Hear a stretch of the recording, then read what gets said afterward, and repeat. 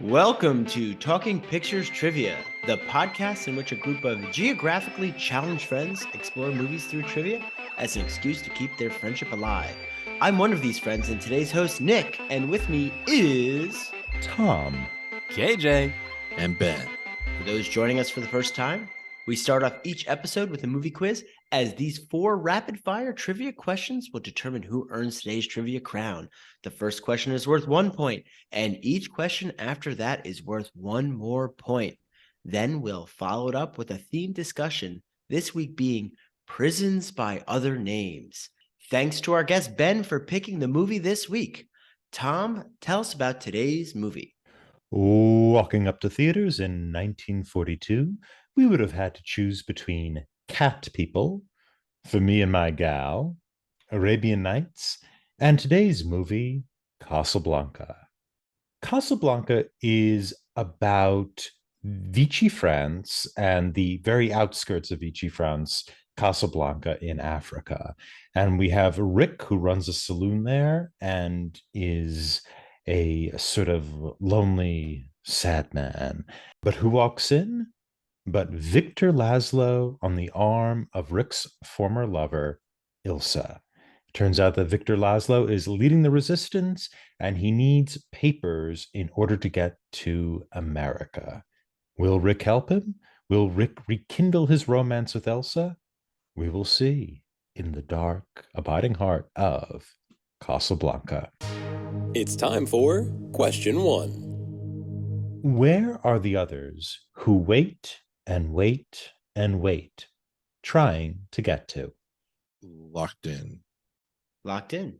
Locked in with what I think is a European guess. Okay, KJ, can you give us our best European guess? Lisbon? Nick, what do you have? I think I heard the question wrong. I thought they're all waiting to get to the United States. Okay, and Ben, what do you have? Actually, that was going to be both of mine. I was like Lisbon with the goal of getting to America. So. All right, I'll give everyone the points. They specifically said Lisbon, but it is a transit to America. So Okay. points for all. I'll take the desperation point. I think it's fair that everybody gets points. They are really no one is trying to celebrate in Portugal. It's America. We made it to Lisbon. We're good. We're here. Apparently, it is a gorgeous city. I've heard vacation nothing but there, good things, but in not during terms World of War the what, film. II? No offense to all of our World War Portuguese II. listeners. Yeah. we love Lisbon, but It's time for question 2. According to Peter Lorre's character Urgati, what has not even Rick seen? Locked in. Locked in. I'll lock in with a guess. All right, Ben, what do you have? I'm just going to guess with those 2 flight passes. Okay, can you be a little more specific? Like the things that he asked him to hold, the like transit passes that everyone's trying to get. All right, KJ, what do you have? Yeah, I had the same, those transit papers, but Peter Lorre was so excited to describe even how specific they were, like who they were either signed by or they were a golden ticket. They would get past anything. But I can't remember those details, but it was those. Nick, what do you have? Yes, blank transit papers. So not assigned. You just write your name on it and you're good.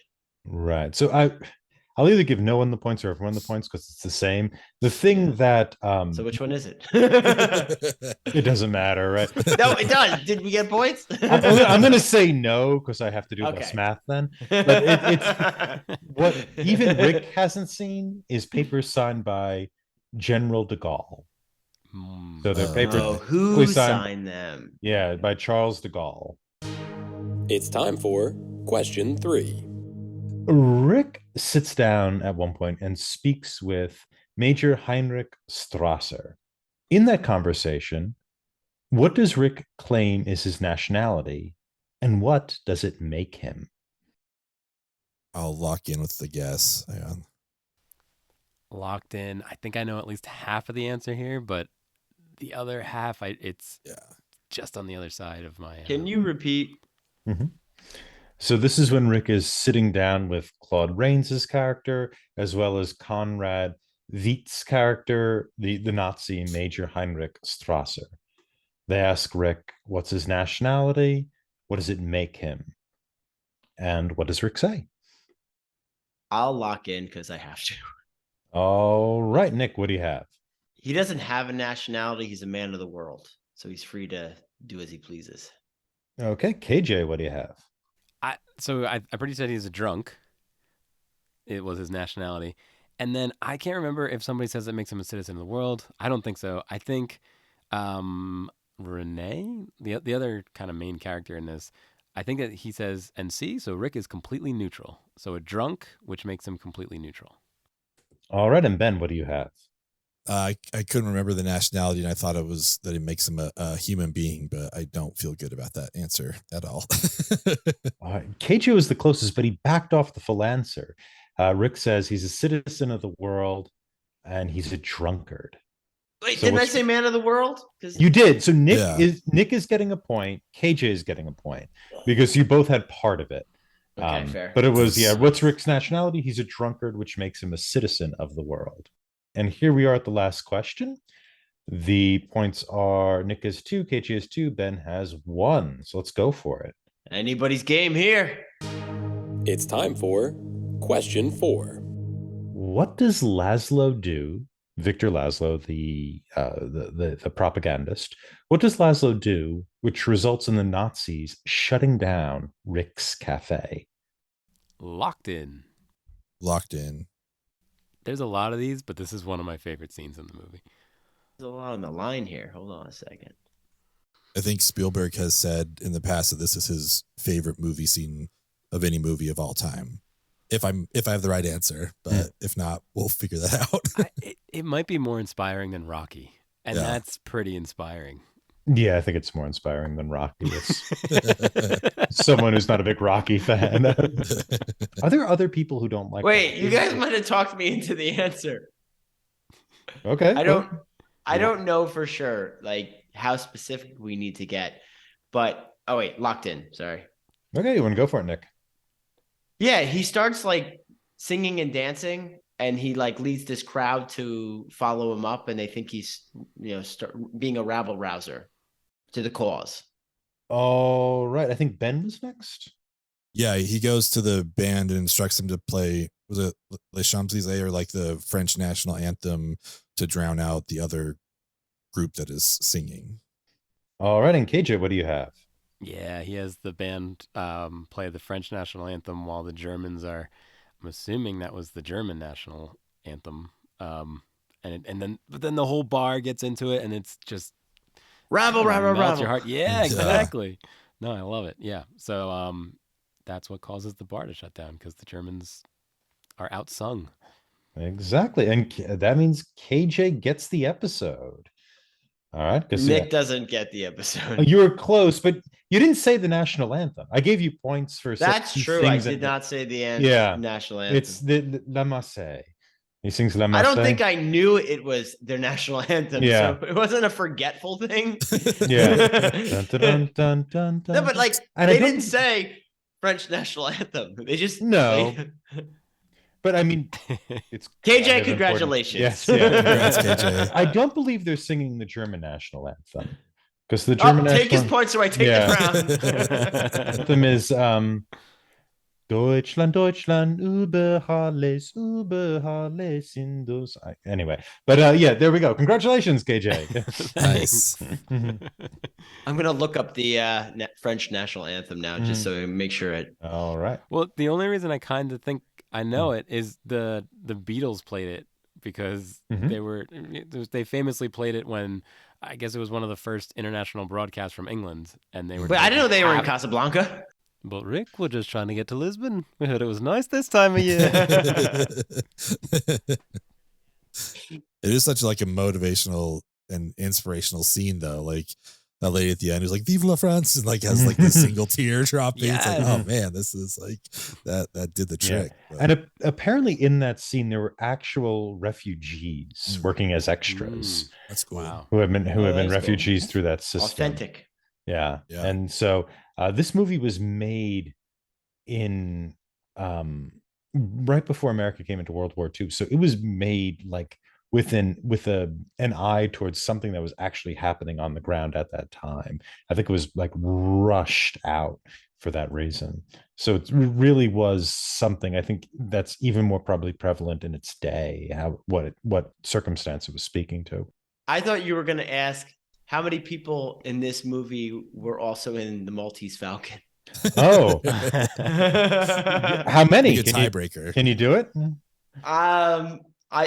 want to piece it together right now? I think I have 3. I have a solid 3 as well. I don't know if there's any other ones.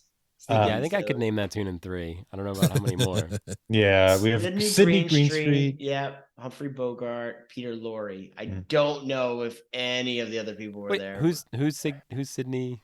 Who's the first? Oh, he was the fat man. That's okay. Yep, and Ferrari. The other bar. Yep. Yeah. Congratulations to KJ for.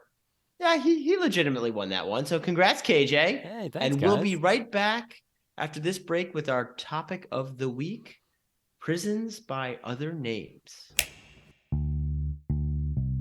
Join another Talking Studios production, Limited Lexicon, where we play through text-based adventure games.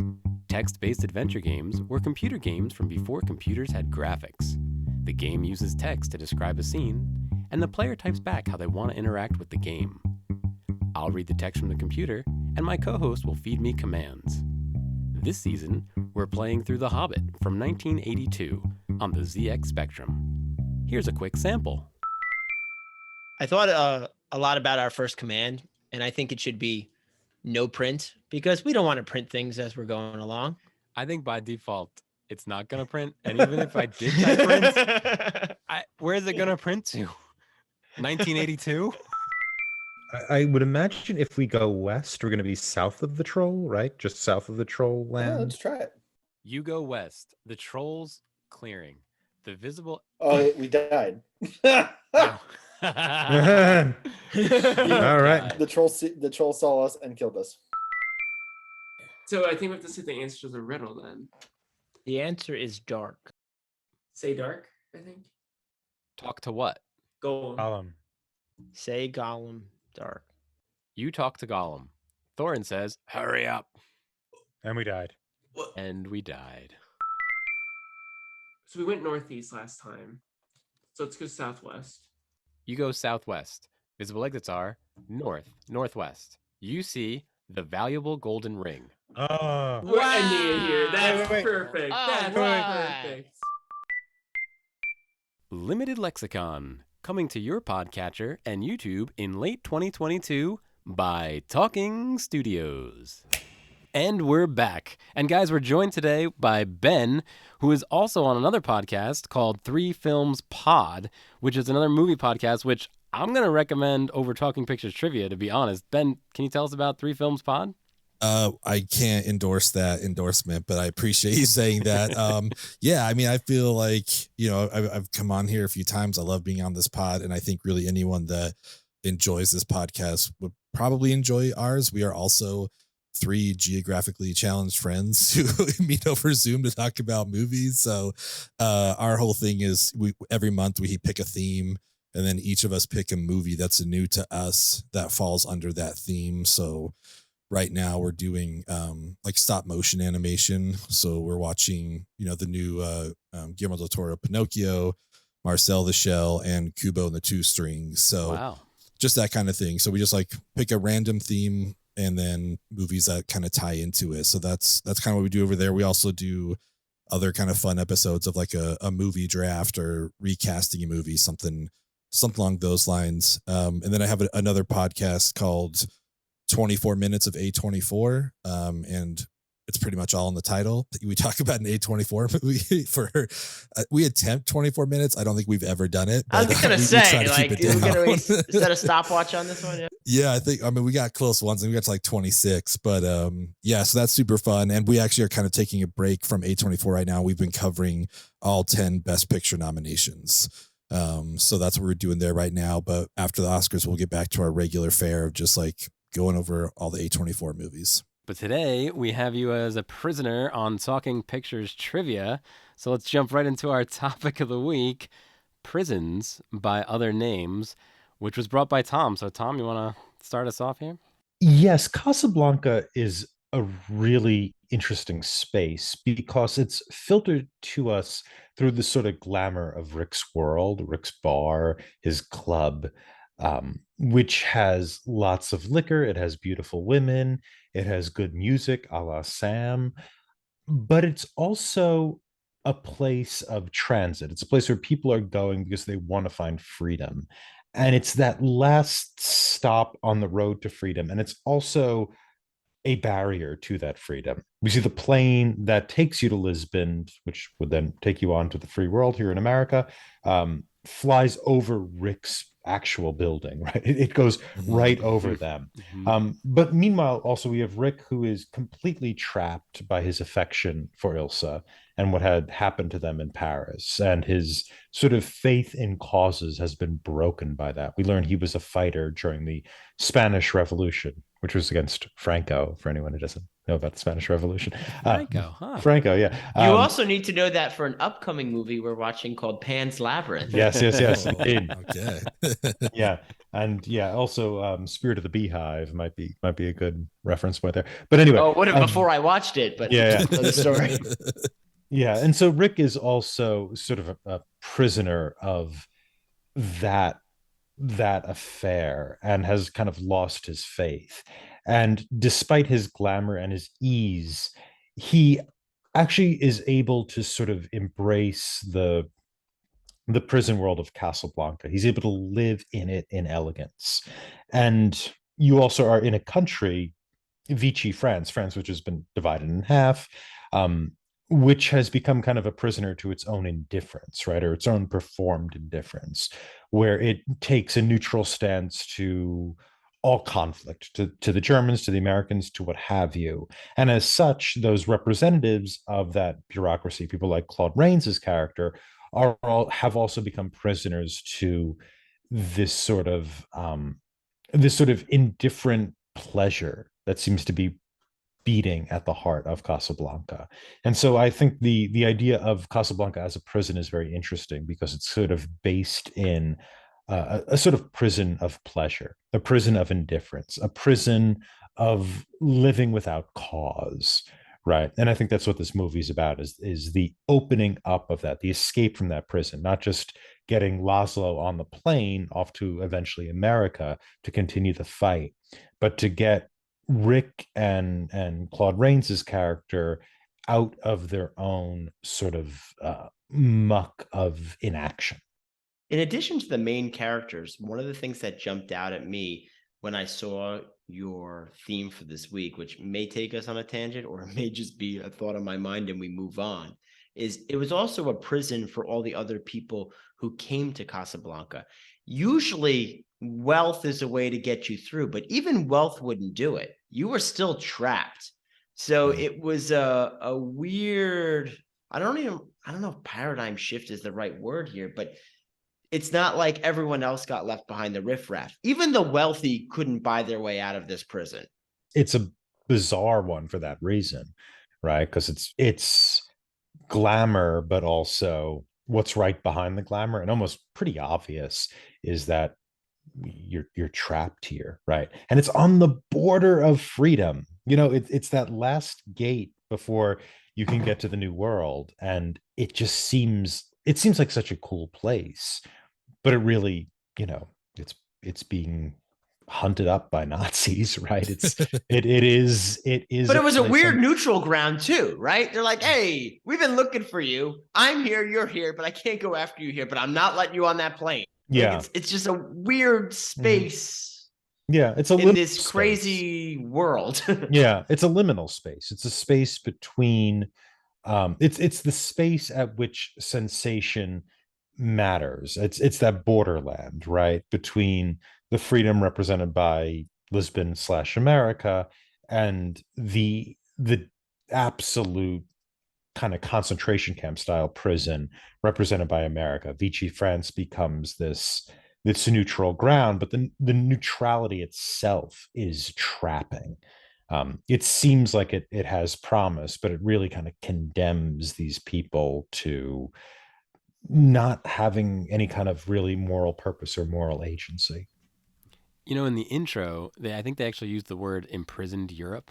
They describe the Mm. world, well, I guess the world war, as a imprisoned Europe that is occurring. So not only are there prisons on a micro scale, like each character seems to be in their own individual prison, and then Casablanca seems like a more just open air prison that they're stuck in. But then even going macro, going bigger, the world was a prison to World War II at this time.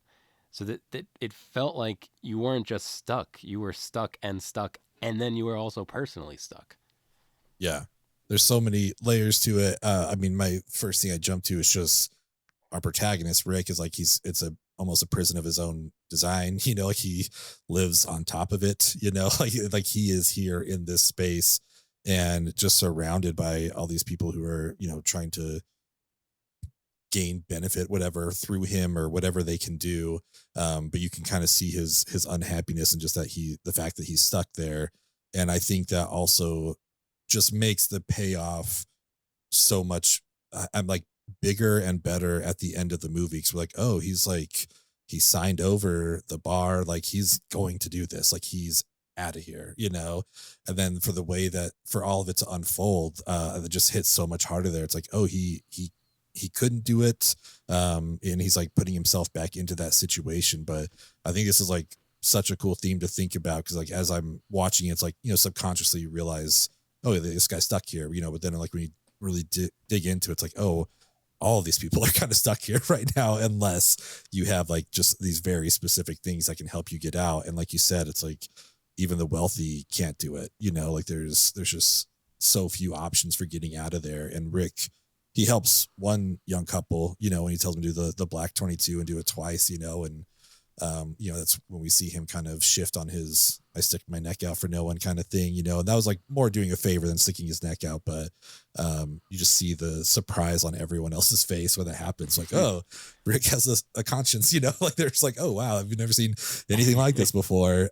So yeah, I this theme, yeah, just like it's great because for all these characters, they're trapped in their own prison here. And the woman who played that Bulgarian actress, Bulgarian refugee, was actually the studio head's stepdaughter. It's Jack Warner's stepdaughter. Yeah. Oh, nice. Anina. Yeah. But anyway, yeah, I think that is a good point because you see her when the plane leaves earlier on, and she says, maybe one day we'll be on that plane. And then Rick kind of facilitates that. But I think you're right that like, oh, Rick has a heart, which we know from other people he does because he was a freedom fighter for years and years. And what's so sort of sad about that scene where he, was it Black 22, Black 23? Black 22, yeah. Black 22, where he basically gives them their freedom is that you see the kind of remnant of who he was. I think it's the same thing in the Le Marseille scene where they start singing the French national anthem and he permits it, right? Rick allows that to go on. Yeah. And it's again that sort of that sort of remnant of who he was. There's a detail here that I think we're missing, and maybe it's unimportant, but she has her freedom. It's just she has to sacrifice her virtue to get it. So what Rick's actually saving is her virtue, right? She asks, what kind of man is Captain Rene? And he says, well, like any other man, just more so. And Rick kind of puts it together. And then she asks, should I do this thing that it means freedom and, a better life for my kid? And he says, no, just go back to Bulgaria. Yeah. Mm-hmm. So it's not the freedom that Rick's buying her. It's not having to sacrifice other terrible things. Yeah, I think when he says just go back to Bulgaria, I think that's a nihilistic statement. Yeah. That's where you just go die, basically. It's like you have a choice between sacrificing your virtue or dying. So you might as well just go die. Nothing matters, right? But of course, that's not who Rick is. Rick is or was and probably still is, and by the end of the movie is fully a person who is willing to make sacrifices to free the lesser people, which is what happens at the end. We also know that Captain Renal is that way as well. I was waiting for you to bring him up. Yeah, he's my Interesting one. favorite prisoner, right? He's at the top, but He's not a good guy, but he's enjoyable to watch on screen as he plays the audiences around him. Oh, like yeah, he's just like Yeah. he's one of the best characters, and I mean, probably my favorite line of the whole movie is like, I'm like shocked to see that there's gambling going on here. It's like, Yeah, you're winning, yeah. sir. Yeah. You know, like that payoff. He's like a cockroach. He'll survive anything. 100%. Like he's figured out his way. And again, even with Rick saying like, don't worry, I told Ferrari, you win roulette, you know, like your plan is still good to go. But it is like these inner workings, even just within, you know, the bar itself, inside Rick's, that it's just like there's all these moving pieces, I guess, but one of them is Renault, and just like as long as we keep kind of feeding him, you know, the money, you know, he's like he'll let things slide or whatever. But yeah, I loved his character. He was great. Yeah, another one of my favorite lines from Renault was, "Oh, it's a little game we play. They give me the bill and I tear it up." So good. Yeah. He had some of the best lines. Mm. Yeah. Yeah. And I think it's what we love about these characters, like why we like Renault almost as much as Rick, is that they're really good at this world. They're like the most competent people in this space. They get it. And they get it in a way that kind of nationalism, people who have that kind of national pride don't, right? You know, because even the people who are singing the French national anthem are sort of struck by it, but that doesn't empower them at all. It makes them feel good in the moment, certainly, but it's not what's going to free you. And the Nazis are just completely blind because of their own, you know, whatever, their Wagnerian pride, or however you want to describe it. But these characters, you know, Rick and Renault, they're like truly liminal people. They live in the middle space and they know how it works. They know how corruption works. And they're perfectly, or not perfectly, but they're fine with it. And I think that's also one of the kind of the it's not the film's not a tragedy, but one of the sadnesses is of the film is watching the most competent people be pushed into simply being competent at corruption and managing corruption. And Laszlo is that spark that eventually sets them out of it. So, speaking of competent people, congratulations, KJ, for winning this episode once again. Thanks, guys. I use my competency to answer the question. I think this is the beginning of what, wonderful friendship? What is it? Mm-hmm. What is that? Beautiful friendship. Yeah, beautiful friendship. Yeah. And thanks again, Ben, for joining us. Audience, I just want to plug Ben's podcast again, 3 Films Pod. I really enjoyed the Big Lebowski episode and the Fistful of Dollars episode. I actually went and watched the movie so I could listen to that episode. That was great, Ben. Cool. Thank you. And I'd plug it too as well. I've been on the show a few times. I listen to it a lot. So if you guys do like this show, go head on over to 3 Films in a Pod. Yeah, I appreciate that. I mean, I also that Dollar Trilogy was a first time watch for me, so that was a lot of fun to kind of go over that. And then, you know, especially that the tie to Yojimbo with Fistful of Dollars was cool, having just covered Yojimbo a little bit earlier. But yeah, thanks you guys for having on. Thanks for letting me talk about this movie. You know, like, I love this movie, so any chance that I get, I'll take. And this was a lot of fun. I'll be back for the title. I'll be back again, you know. But yeah, you can if you want to listen to a podcast, we're everywhere at 3 Films Pod and at 24 Minutes of A24. You can rate and review this show anywhere podcasts are available. For those viewing in YouTube land, if you haven't already, please like this video, subscribe to the Talking Studios channel for all our exciting content, and follow us on Twitter at Talking Studios.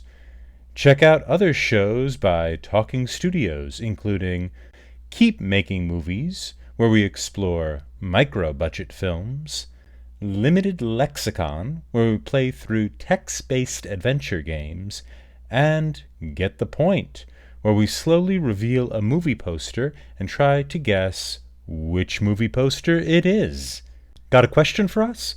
Call the Talking Studios hotline at 201-467-8679 and leave a message. it may be featured on a future episode. And if you haven't already, please subscribe to Talking Pictures Trivia wherever fine podcasts are found. Join us next time when we start a fantasy movie from each decade, starting in the 80s with Conan the Barbarian from 1982.